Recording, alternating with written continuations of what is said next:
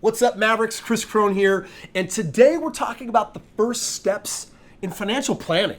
And listen, as a member of my channel, if you're a subscriber, you know that we're always jamming on that game of financial freedom and real estate investment. Financial planning, does that really belong in the game of real estate investment? You're about to find out next. 'Cause we're gonna be legends. What we're doing here ain't just scary. It's about to be legendary. All right, welcome back, guys. Kris here, and I am joined by John Spring. Dude, so glad to have you here, man. Good to see you. For today's interview, I really want to get to what the first step is in financial planning, but can you begin, what is financial planning in general anyway, John? Well, financial planning is basically taking a scientific approach, a 7-step process to planning your wealth currently while you're working, as you're growing and saving, as you build a family, and then in retirement and spending it down. So it's a formula. It's not 6 steps. It's 7. I add one of the major steps is finding the planner. Okay, so would you say that's the first step of financial planning? Absolutely. So there's a lot of people out there, and by the way, a lot of people are on my channel are like, dude, I don't need no financial planner. I'm going to develop my own financial freedom. I'm going to invest in real estate.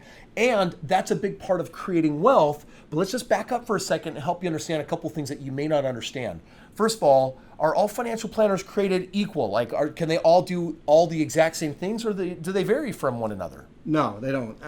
Actually, there's a lot of people that can call themselves a financial planner that don't have the credentials. They're not fiduciaries. A fiduciary is somebody you want to deal with. A fiduciary is somebody that has to have the client's best interest above their own even.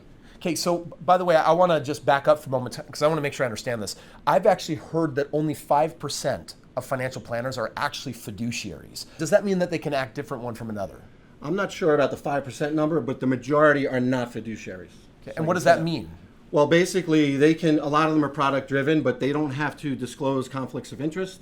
They don't disclose fully what their fees getting paid are, or if they're getting paid, backdoor money.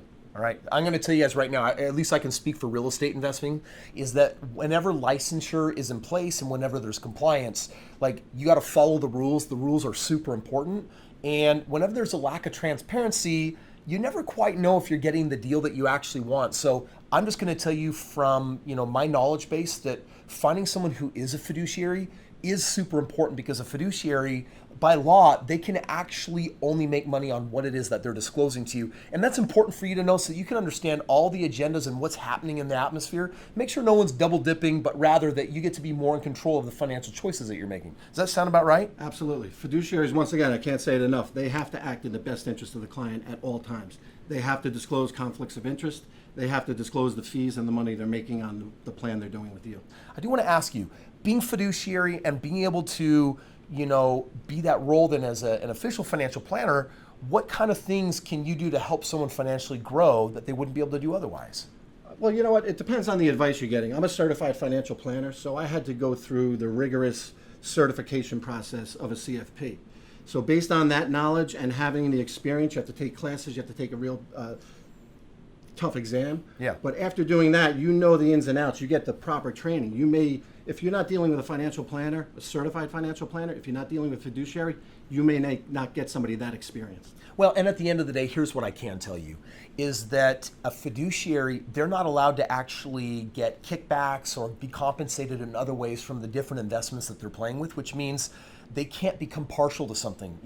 There might be other people or other organizations or investments out there that are offering kickbacks or things that say, hey, you should promote this, but that doesn't mean that it's actually in the client's best interest. Most people don't actually understand that. It's a big deal. Absolutely. A lot of advisors will come in, they have a product that they're looking to sell you. It's almost like going to a doctor and he's sitting there with a prescription already waiting for you. Yeah. You don't do that. He has to look at you, see what's best for you, see what you require. And then as a fiduciary, we're required to find the best suited product at the best price. And for me, that makes a huge difference in how I'm doing my personal planning so that financially I can get where I want to go. I can have the diversification I want, because I'm not only in the game of real estate, I'm in alternative investments and other things, but I want all that upfront information, and I don't want anyone playing games behind my back, which unfortunately is littered throughout that entire industry. John, is there any last piece of advice that you'd offer for them when it comes to just looking for the right kind of certified financial planner that is also fiduciary? I would do it the same way you might get a nanny or anything like that. You have to go through set appointments and you're basically interviewing the person that's going to be in charge of a large portion of your life, especially retirement. So do it with care, do it with diligence. Make sure you sit down, ask the right questions, but overall, make sure they're a fiduciary and they're acting in a fiduciary capacity for you. Well, I guess what I'm hearing is you got to also like the person too. Make sure Without they a have doubt. so that's also important. So, John, thanks again for being Thank you, here. Kris. And guys, for the rest of you, wish you the best luck. Subscribe. See you on tomorrow's video.